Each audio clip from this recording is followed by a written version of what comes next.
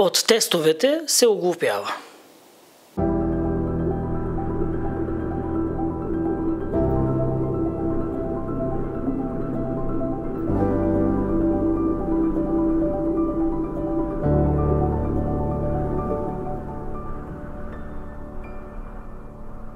Как мога да бъда толкова категоричен, че от тестовете се оглупява, при положение, че те навлязоха ударно в нашия живот и то бяхме с един голям оптимизъм.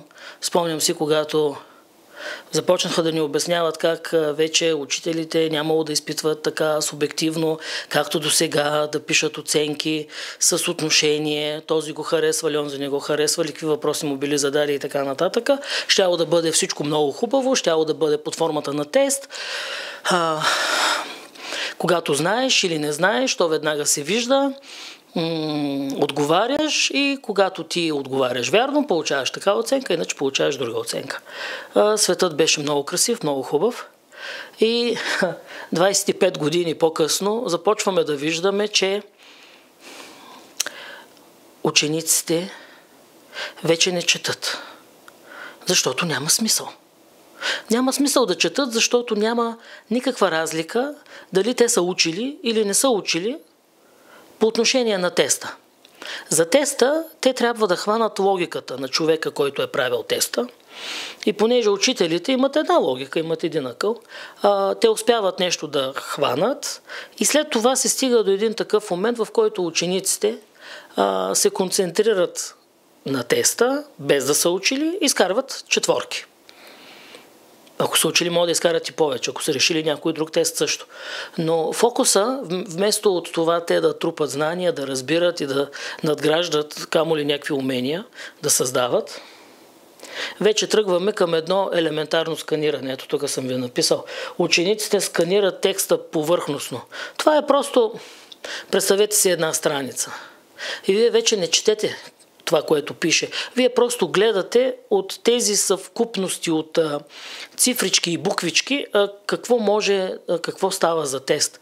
Ако видите някакви числа, някакви стойности, вече знаете, хоп, това от еди какво си може.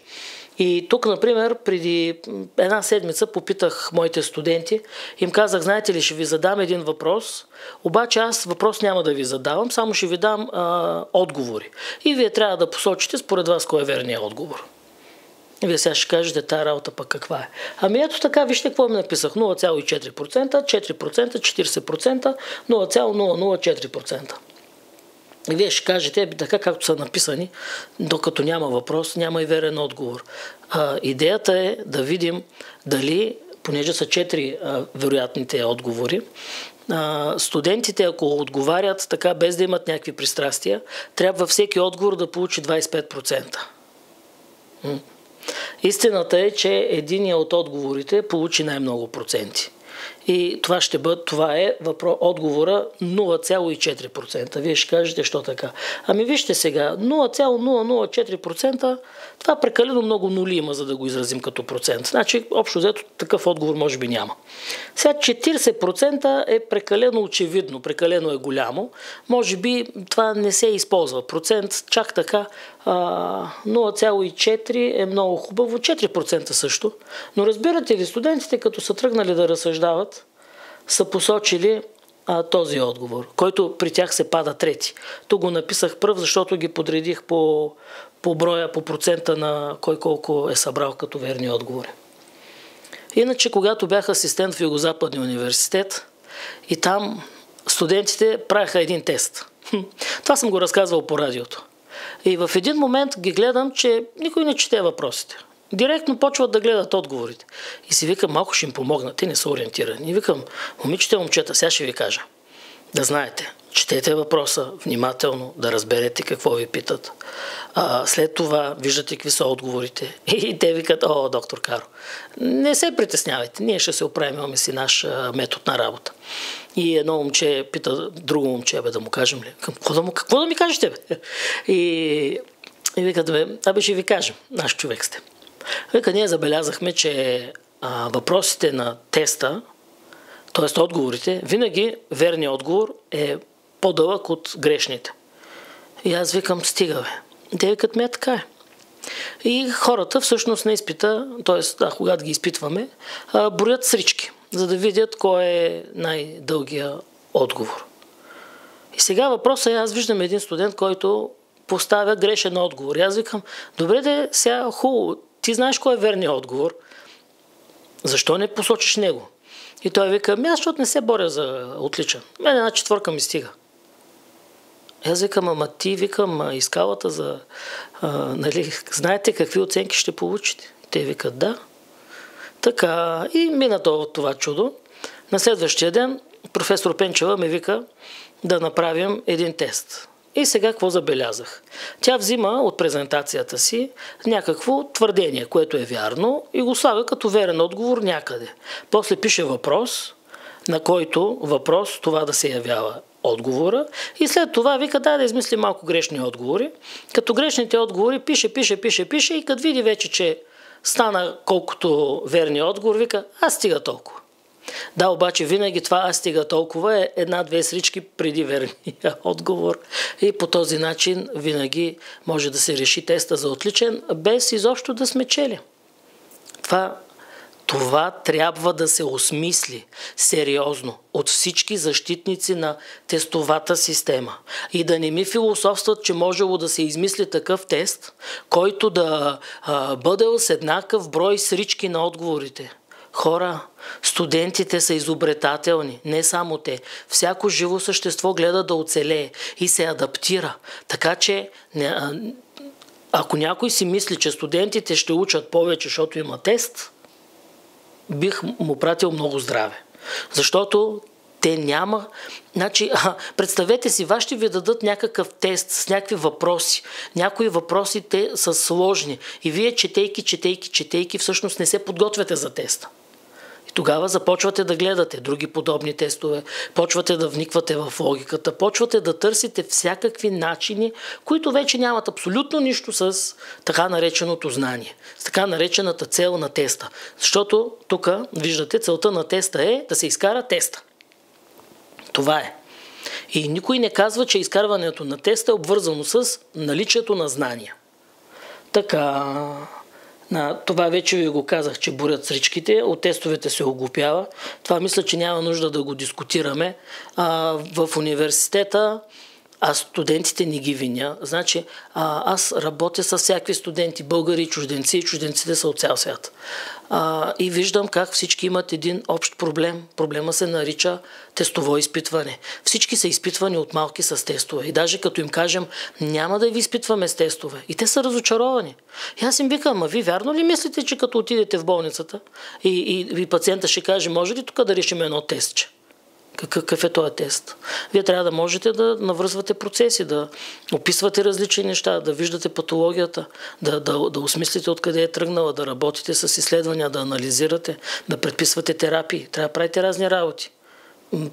Различни. Това, че човек е завършил медицина, не означава, че веднага ще отиде да работи в болница. Той трябва да има присъщото на медицинското образование, квалификация, поведение, начин на мислене. Кое от това се формира с тест? Да ги изпитаме с теста. Имаше даже, тук бяха в едно предаване по програма Христо Ботев, бях с една дама, тя разказа за една отличничка от Американския колеж, едно от най-престижните заведения тук в София. И сега тя изпоменала за Ромео и Жулиета и тая отличничка не знаела кои са. Ама теста го е направила, ама отличен. И когато я пита, добре, защо така, как може, вика, да не ги знаеш? Това на вас, нали, в тая програма, тези хора, на това, може би, нали, на това държат най-много. И тя вика, че аз ако тръгна да чета произведението, аз никога няма да направя теста. Като не направя теста, после става много лошо. И вика, ние това правим. Ние решаваме тестове, ние гледаме да изкараме, да се подготвим, защото въпросите са такива, така са направени, че с знанията, които това, което може да осмисли едно дете, един ученик, какъвто ще да е студент, нали, това с четене, теста не се решава. Това е основният проблем. И така Така че виждате, можете да имате верни отговори, без да сте задали въпроси. Студентите броят сричките, за да отговорят вярно. Аз мисля, че вие просто можете да се обърнете към учениците си, към децата, нали, към всичко, което щъка около вас и решава тестове, за да ви разкажат как се решава тест. И за да решат теста, всички ще кажат, просто трябва да се концентрираме и да го решим. Ама това вътре, но това не включва четене и тези неща, които, нали, ние правехме, когато решавахме теста преди години, те вече никой не ги прави. Това е. Така че масовото оглупяване, ако се чудите от какво оглупяха младите, оглупяха от глупостта на старите. За съжаление това е. И едно добро дело, което можем да направим, е тая порочна практика да я отстраним. Ако някой продължава да се чуди какво е едно училище, сугестопедично, как би изглеждало, този съвет, който винаги даваме, влезте в едно обикновено училище и това, което видите, обратното. Обратното е нормалното училище, в което децата ходят с радост, в което те не се заливат с домашни. Не мога да разбера и този смисъл на домашните. Нима някой от децата, на които любиме му предмет е, да кажем, математика, химия, физика, те са му станали любими, нали, предмети, защото е получил домашни. Колко се поумнява с тия домашни, колко се отработва. Това е най-добрият инструмент човек да намрази един предмет, като му изсипят някакви домашни, от които той не може да вдигне глава, не вижда смисъл и така. Добре, сега трябва нещо положително да кажа. И положителната посока е, че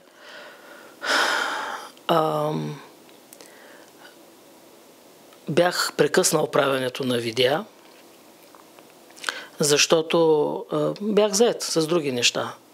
И сега смятам да възобновя тази практика. Тоест, по всякакви теми, които са актуални, ще записвам кратки видеа, които ще излъчвам на живо през профила на страницата. Във Facebook, в YouTube, за да може все пак хората да имат и една друга гледна точка. Такава гледна точка, която дава отговор на въпросите защо се случва това така, защо на мен ми се случи така, какво мога да направя, за да имам един по-качествен живот, по-осъзнат. Не бих казал по-лесен, защото той осъзнатия живот не борави с лесно и трудно. Може би даже ще е по-труден осъзнатия живот.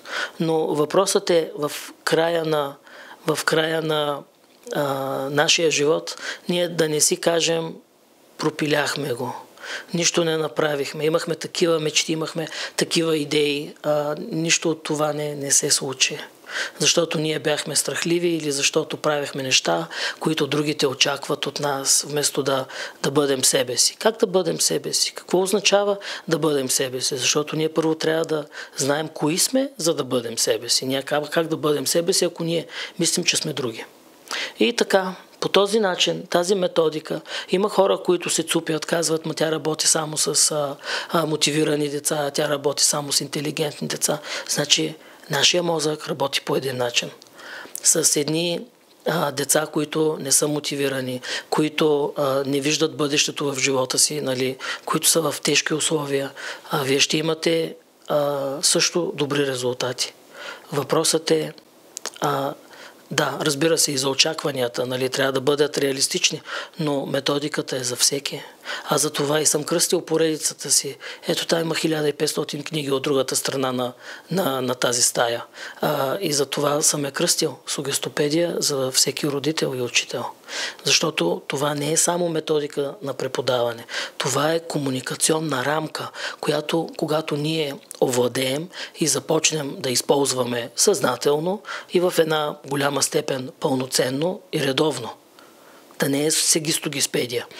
Тогава ние имаме едни качествени, желани резултати, стабилни във времето.